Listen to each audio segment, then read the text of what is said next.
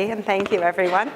I wanted to share with you an activity today, but I wanted to do it in a way that I think is going to make sense for an audience of folks who know a lot of mathematics. And so I will give a disclaimer that when I do this with my students, I talk less because they have more time to play with things and figure things out. So one of the things I will do at the end, when you give me back the poker chips, is I will give you a list of the actual problems my students work on. I will also tell you how you can get this in more detail if you'd like to use it.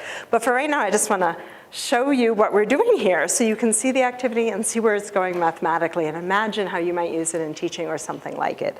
So why do you have, and I'm going to call them coins, okay? So pretend these are coins. It used to be I could give this talk and people would pull coins out of their pocket and I didn't have to bring any props. The last time I tried that, all the undergrads looked at me like, oh, yeah, I don't have any of that. So now I have this poker chip collection. So I hope you enjoy it. So what I want you to do is to take those 8 chips that you have, there should be 8, and put them in piles, whatever size piles you want, 1 pile, a whole bunch of piles. That's fine. And I would like you to order them from biggest to smallest, non-increasing order. I know I'm controlling, sorry. And now I'd like you to take 1 coin off the top of each pile and hold that in your hand, just for a sec. All of them together in one hand, either hand, thank you. That's the collected pile. I'd like you to now put that down and order your piles so you can, from biggest to smallest again, so you can see what's going on. Do you remember where you started? Okay, so you may want to write down where you started and where you ended. So here's what I was thinking I was going to do is a 5 and 3 singles. So in my example, when I picked up the top coin from each pile, I collected 4 in my hand, I put it down, I had 4, 4.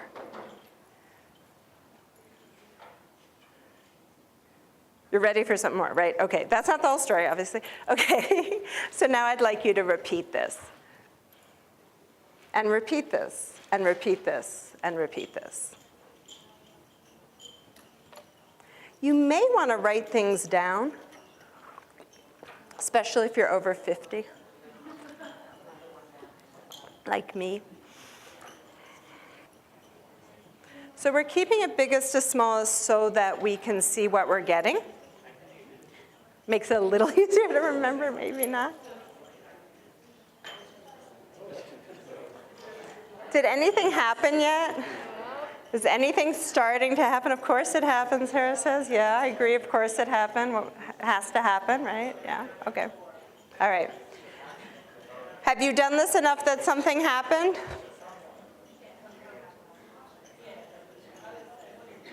All right. I want to ask you and your neighbor to do something, so let me interrupt you for a minute. I have a question for you and your neighbor to work on. Are you ready for it? Yes. Okay. Tell your neighbor, will you get back to where you started? Where you actually start, literally where you started. Will you, Victor, get back to where you, Victor, started? Do you see what I'm asking?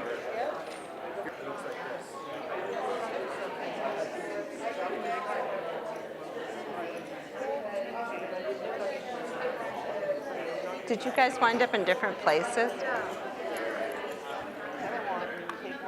No, because if I had This has appeared as various problems. Yes. Okay.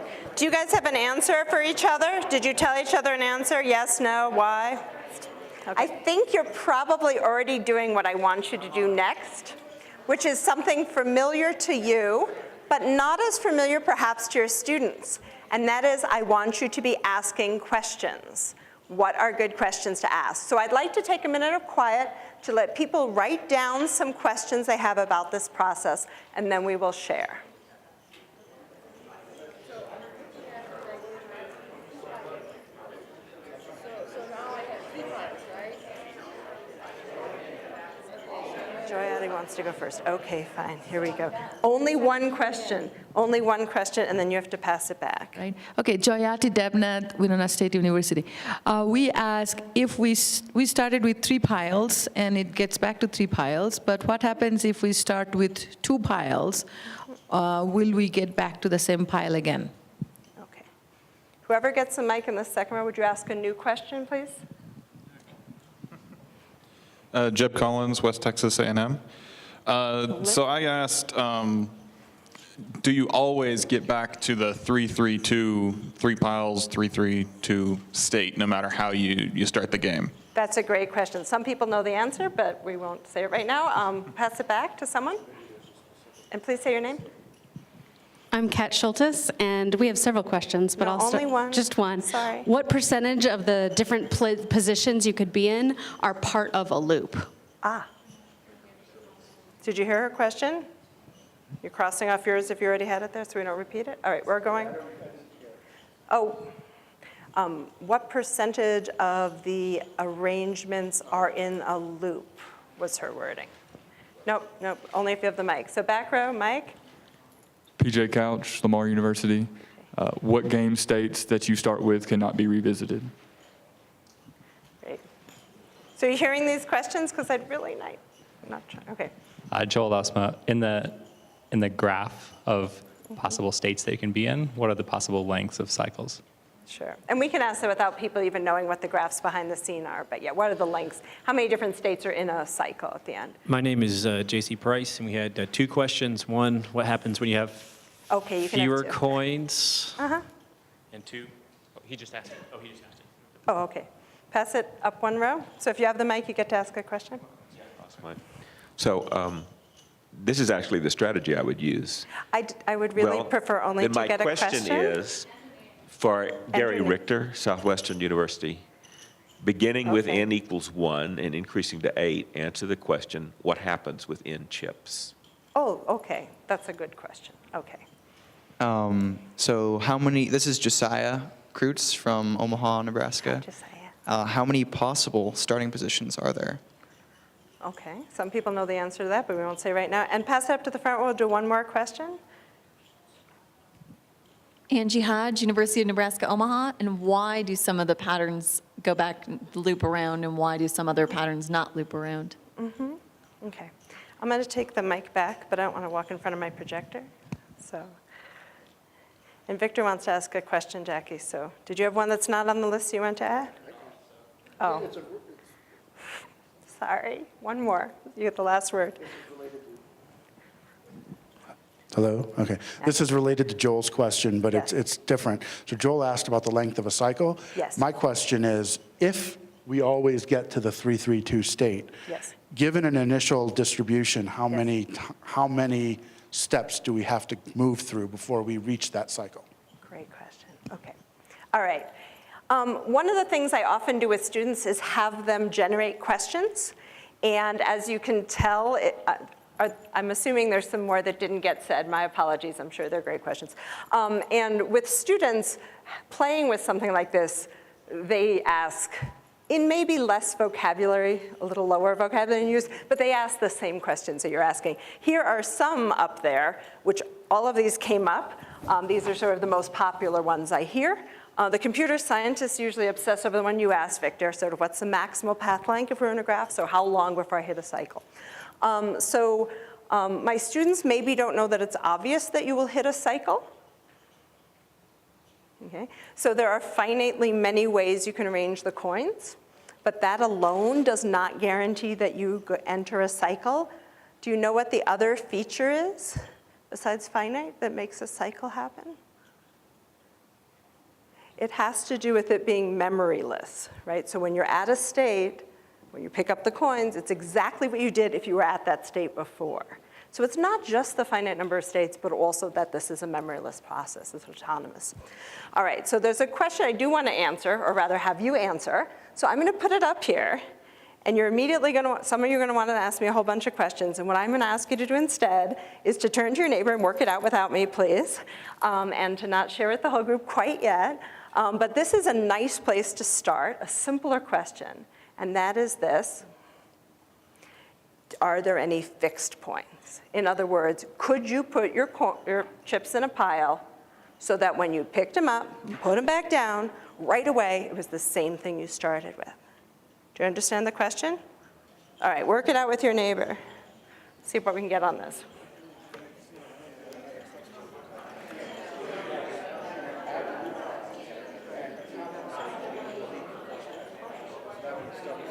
Okay. Is it yes or no? Not with 8 chips, but just with a different number of chips. Good, good. Does someone have an answer they want to share, a yes or a no? Hi, I'm Dan Swenson, Black Hills State University. Thank you, Dan. Our group conjectured that there is a fixed point if and only if you have a triangular number of coins. Okay, great. Now can we pass it over here? Can you tell me what he said and what it means? What a triangular number is? Yeah, in case some people here don't know what he's talking Sure, about. it's a number that you can arrange dots in a triangle, Any triangle? equilateral triangle. Equilateral triangle. That's, Same number of dots on each side. what's an example of a triangular number? How about that? 1. Thank you. Okay, I have to pause and tell you a story here, okay? So when I do this with a class and I ask about fixed points, after a while, people do exactly what you do, which is decide that I wasn't serious about doing it with 8 coins. And somebody in the back row goes, yeah, I got a fixed point, 1, or 0 sometimes if they're really geeky. Anyway, and I will tell you this, without fail, that student gets an A in my class. Not because they answered that question, okay? But it's always, that student, 1 coin. All right, so will you pass it up one? This is Josiah. So a triangle number is the numbers that you get if you start with 1, would be the first one. And then you add 1 plus 2, which is 3 is the next one. And then you go 1 plus 2 plus 3, 6. which is 6, this next one. 1 plus 2 plus 3 plus 4, you just add on the next number to your previous answer, and that's 10. So 1, 3, 6, 10, 15, 21 are the first few. So do you see we're getting 1 plus 2 plus 3? And if you put your coins 1 plus 2 plus 3, you'll see they form a triangle, and that's what he was talking about. So make sure your neighbor knows what we're doing here, okay? We're good? All right. And so far we have a conjecture that if there's a triangular number of coins, there will be a fixed point. Is that correct? That's what I heard correctly? Okay, so I need someone to add to this. What is an example of a fixed point? Let's make sure we know what's an actual example. Go ahead, but you need to say your... So using 6. Okay, so if you do a pile of 1, a pile of 2, and a pile of 3, or I guess we're supposed to do it in the other order. Sorry, 3, 2, 1, whatever. So everyone do that, 3, 2, 1. If you haven't done this already, when you pick it up, you get back where you started. And my students have absolutely no trouble at all finding that conjecture and verifying that those are fixed points. The next question is uniqueness. Are these the only fixed points? Are you sure that there's no other way to do this? Okay, would you turn to your neighbor? Since I don't see immediate answers coming up here. Are you sure? Are you sure this is the only way to do this?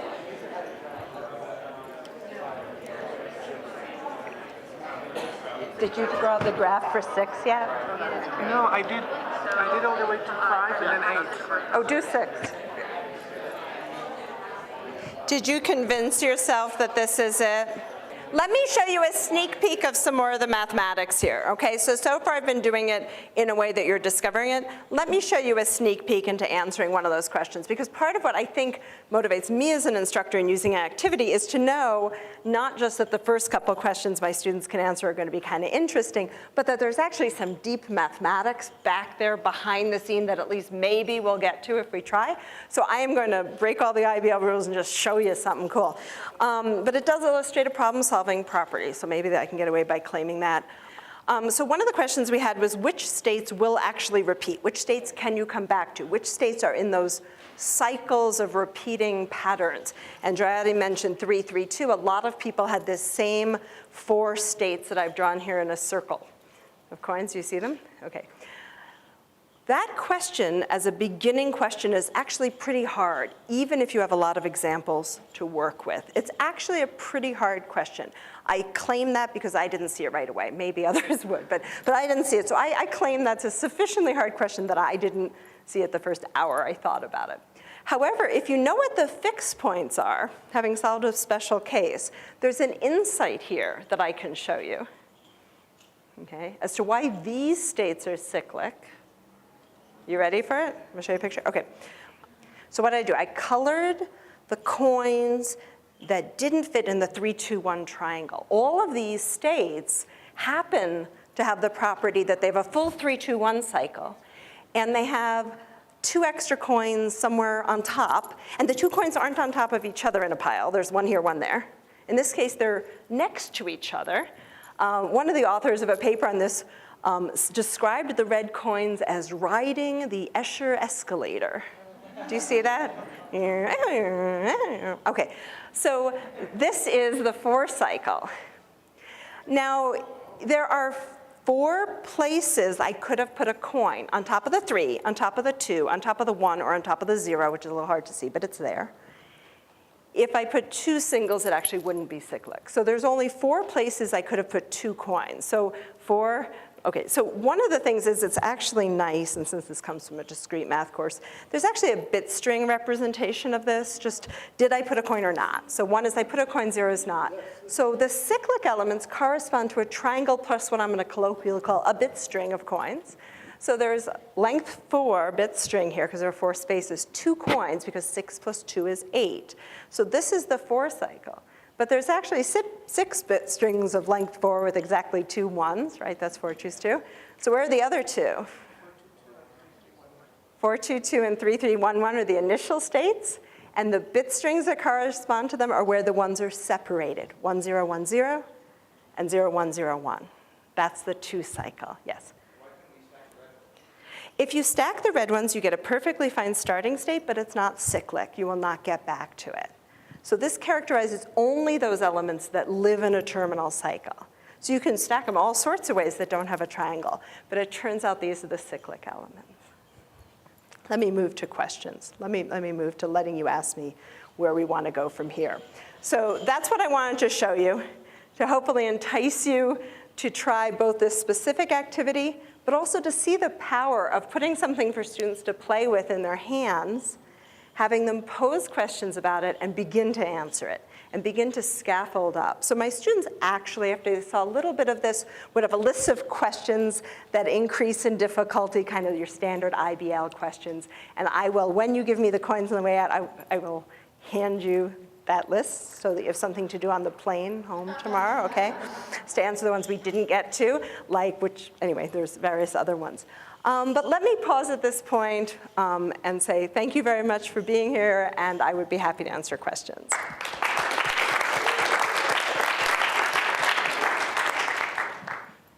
Yes, Strati. Again, this is Joyati Devnath from Winona State University. So can you tell us in what class you use this kind of activity, and what are the students and what they do before your class and after your class? Sure. This is a sophomore level discrete mathematical structures class. It is our transition course, so there is some proof in it, though our primary focus is conjecturing, counterexamples, and playing with math. And it is taken mainly by sophomore level mathematics majors, but also most computer science majors and most middle school math teachers take this course, some of whom are graduate students in my college. Usually sophomore level, they've had a semester or 2 of calculus typically, and they go on to all sorts of things after this. Most will take linear algebra, abstract algebra, or maybe not. They sort of joke every time I do a game or a puzzle, either as the triangular numbers or another famous pattern of numbers, the Fibonacci. So like, which day is it as a triangular number day or Fibonacci day? This activity, which was published, has been used with pre-service teachers and in-service teachers, and has been very effective. As you can see, you guys engage in it in a slightly different way. They're more focused on answering their questions. And so, well, some of you are too, that's okay. So it's been used at various levels. I've not done it as part of professional development, but Brian Hopkins, who edited this, has done it at Park City, for example, and other places very effectively. There's really very little background a student would need to know. There's sort of a part 2 that involves graphs. I've done it with students who've never seen a graph before, and that's fine too. So there's really very, like they say, high school algebra prereq, I think. So. Okay. Jeremy Muscat. Hi, Jeremy. So how far do you let students take this? Like, it seems like you could, this could go on for a long time. Yeah. That's what I usually do. So how much class time do I devote to this? It varies on the semester. We certainly take some time at the end of a class someday to just play around with it and to generate a list of questions. That takes 5 to 10 minutes. I mean, that's a very short amount of activity. And depending on the semester, they may do all the rest of it at home. Usually, I try to have some class time for them to work on at least presenting to each other some of the solutions, particularly when there are parts that you want to prove, like the uniqueness of the fixed point. Most people convince themselves it's unique, but actually writing out a proof takes some time, and that's very helpful to do collaboratively, like someone's at the board and other people are helping them kind of thing. So I have taken up to an hour of class time to do it, sometimes in pieces. I've taken 10 minutes and the rest is on your own. We were short of classes one day and they were begging me to have the day before spring break off. I said, that's fine, but you have to do this whole thing over spring break, and they were happy with that. So that was our deal for having the day off. So it's very variable, which I like. So here's my shameless plug. Thank you for leading into this. This is an activity that I published that has instructor guide materials, student handouts that are reproducible that you can use. The solutions, please don't post those, okay, thank you. And bibliography that was current as of 2011. This actual game is called Bulgarian Solitaire. And the MAA Resources for Teaching Discrete Mathematics has a collection of activities like this in it. So this is one of the ones. Brian had asked me to write this one about Bulgarian Solitaire. Okay, I can't resist telling you where this problem comes from. I know I'm supposed to be quiet, so you can go somewhere else. This problem comes from the way people know of Bulgarian Solitaire is from two independent sources. The mathematics community knows about it because Martin Gardner wrote about it in an article called Bulgarian Solitaire and Other Seemingly Endless Tasks, which is a great title, I think. Of course, it's not endless. And then the computer science community knows about it because Donald Knuth assigned it as a problem. It was problem 1. And not in the art of computer programming, but I think in just the seminar notes. So people know it from both sources. They learned about it from Jorgen Brandt, and also Henrik Eriksson, I believe is the name, and Brian Hopkins, who again was the editor on that other volume. He's the incoming editor of CMJ, that's why you may know the name. He wrote a nice piece of the history of this, a really lovely piece about the history, because it's not clear it has anything to do with Bulgaria. But anyway, it's not really a solitaire. I don't know. Anyway, the name just stuck. And so anyway, well, thank you again. Thank you again. Have fun.